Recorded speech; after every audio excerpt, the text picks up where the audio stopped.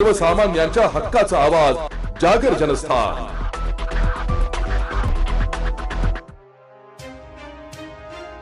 दिंडोरी लोकसभा मतदारसंघाचे खासदार भास्कर वगरेसर यांनी दिंडोरी लोकसभा मतदारसंघामध्ये आदिवासी बहुल तालुके हे दिंडोरी, सुरगाणा, पेठ, कळवण या भागात मोठ्या प्रमाणावर पाऊस पडतो, पण पाण्याचे योग्य नियोजन नसल्याने पिण्यासाठी व शेतीसाठी पाणी टंचाई भासत असते।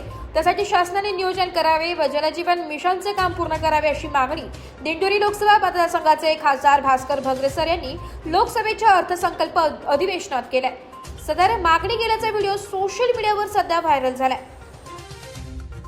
अंतर्गत आपण ज्या विषयावरती चर्चा करत आहोत तो केवळ सुरक्षा समस्येचा विचार नाही, तर तो या देशाच्या माणुसकीचा आणि संविधानिक मूल्यांच्या परीक्षेचा विषय आहे। नक्षलवादी चळवळ संपवण्यासाठी ज्यांनी प्रयत्न केले, या संघर्षामध्ये सर्वसामान्य माणूस असेल, NGO असतील, पोलीस असतील, सैनिक मारले गेले व त्यांनी बलिदान केलं, त्या सर्वांना मी आपल्या सगळ्यांच्या वतीनं भावपूर्ण श्रद्धांजली वाहतो। कट्टरवाद हा दोन प्रकारचा असतो असं मी मानतो। एक सदनतेतून आलेला आणि दुसरा साधनांच्या अभावातून उगम पावलेला। आज आपण ज्या समस्येवरती चर्चा करतोय तो संसाधनांच्या अभावातून आणि उपेक्षेतून जन्मलेला आहे, हे शासनाने आधीपासून मनापासून मान्य करायला हवं। अध्यक्ष महोदय, सरकार एका बाजूला नक्षलवाद संपल्याचे दावे करत असलं तरी जागतिक विषमता अहवाल 2026चे आकडे डोळे उघडणारे आहेत। आज भारतातील वरच्या 10% श्रीमंतांकडे देशाच्या 58% उत्पन्नाचा वाटा आहे, तर तळागाळातील 50% कष्टकरी आणि शोषित जनतेच्या हातामध्ये केवळ 15% हिस्सा उरला आहे। आणि जोपर्यंत ही आर्थिक दरी कायम आहे तोपर्यंत गरिबांच्या मनातील असंतोष केवळ बंदुकीच्या जोरावर कसा संपला। 2026-27च्या अर्थसंकल्पात सामाजिक क्षेत्रासाठी GDPच्या केवळ 2.5% तरतूद करण्यात आलेली आहे। अध्यक्ष महोदय, हा आकडा 2014-15च्या तुलनेतही कमी आहे। याचा अर्थ असा की आपण विकासाच्या गप्पा मारतोय, पण प्रत्यक्ष सामाजिक कल्याणावरती खर्च मात्र कमी करत आहोत। अध्यक्ष महोदय, मी दिंडोरी लोकसभा मतदारसंघाचं प्रतिनिधित्व करतो।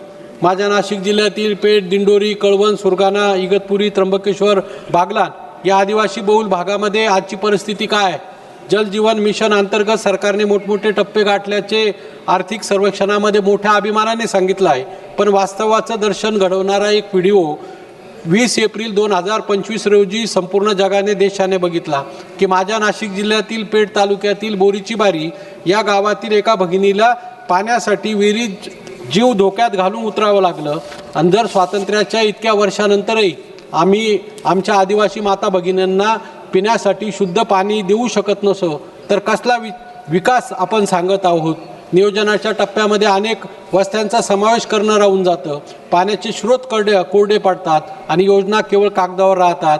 हीच परिस्थिती माझ्या मतदारसंघातील दिंडोरी, पेठ, सुरगाणा, कळवण या आदिवासी तालुक्यामध्ये की पावसाळ्यामध्ये प्रचंड पाऊस पडतो, पाणी सगळं अरबी समुद्रात वाहून जातंय आणि आज उन्हाळ्यामध्ये प्यायला पाणी नाही, शेतीसाठी पाणी नाही, रोजगार नाही, शिक्षण, आरोग्य, रस्त्याच्या सुविधा नाही आणि त्यामुळे आदिवासी भागातील बांधवांना रोजगारासाठी, जीवन जगण्यासाठी स्थलांतर करावं लागते।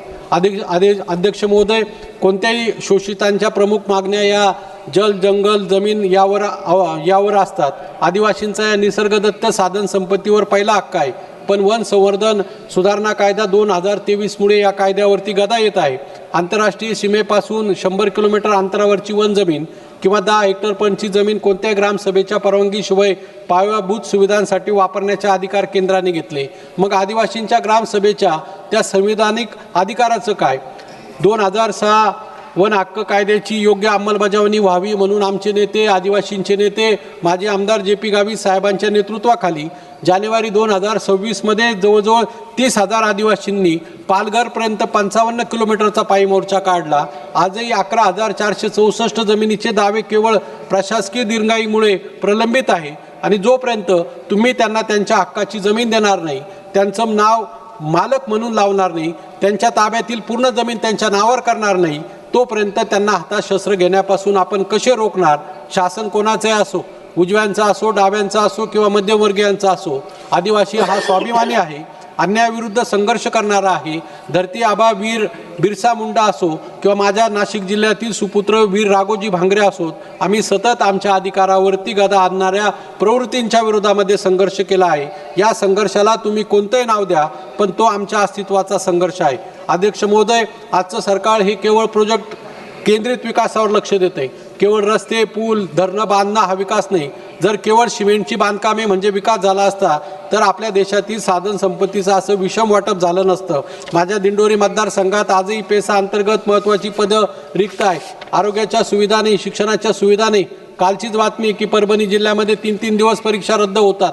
तरुण शिकून सवरून बेकारांचे जत्ते शहराकडे वळत आहे, कारण पिण्यासाठी पाणी नाही, शेतीसाठी पाणी नाही, पोट भरण्यासाठी तो शहराकडे जातो। जर लोकसंख्येच्या प्रमाणामध्ये तुम्ही जर लोकप्रतिनिधींची संख्या वाढवणार असाल तर त्या प्रमाणात नोकऱ्या का वाढवत नाही याचं उत्तर द्यावं लागेल। आदिवासींना स्थानिक पातळीवर रोजगाराची उत्तम संधी आणि सन्मानाने जगण्याची हमी देणं ही शासनाची जबाबदारी आहे।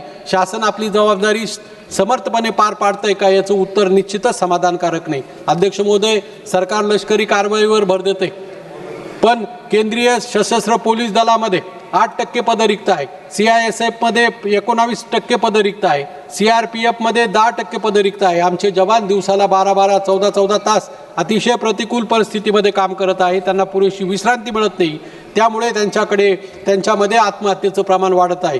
याकडे सरकार लक्ष देणार आहेत का? दुसरीकडे लोकशाही मार्गाने जनतेचे प्रश्न मांडतात, त्यांच्यावर अर्बन नक्षलचा शिक्का मारून त्यांचं तोंड बंद करण्याची चुकीची पद्धत महाराष्ट्रामध्ये सुरू झालेली आहे। खोटे आरोपाच्या नावाखाली ज्येष्ठ विचारवंत असतील, पत्रकार असतील, विद्यार्थी असतील यांना अटक झाली। गौरी लंकेश, दाभोळकरांसारख्यांची हत्या झाली। संविधानाने दिलेले अधिकार त्यांचे हिसकावून घेतले गेले। अनेक विचारवंत, पत्रकार, लेखक, समाजसेवक यांना आज प्रचंड ट्रोलिंगचा सामना करावा लागतोय। लोकशाहीमध्ये असहमतीचे तत्व मान्य केले जातं, ते जिवंत लोकशाहीचं लक्षण आहे। आज असहमतीच्या तत्वांचा आदर केला जात नाही, अशी मांडणी करणाऱ्यांची तोंड अर्बन नक्षलचा शिक्का मारून बंद केल्याचा प्रयत्न केला जातो। आज विरोधी पक्ष म्हणून जे काम करतायत ते तेव्हा सत्तेवर होते, तेव्हा त्यांनी देखील विरोधांची मते मांडणाऱ्यांच्या तोंडावरती कसली शिक्का मारला नाही। शेवटी मी एवढंच सांगेल की केवळ आकड्यांच्या भुलभुलयामध्ये अडकू नका। अभावाच्या परिस्थितीमध्ये उफाळलेला हा दहशतवाद मोडून काढण्यासाठी तुम्हाला कालबद्ध चौकटीमध्ये माणूस केंद्रीय उपाययोजना कराव्या लागतील। आदिवासी, दलित आणि शोषितांचा जल, जंगल, जमिनीवरील अधिकार मान्य करावा लागेल।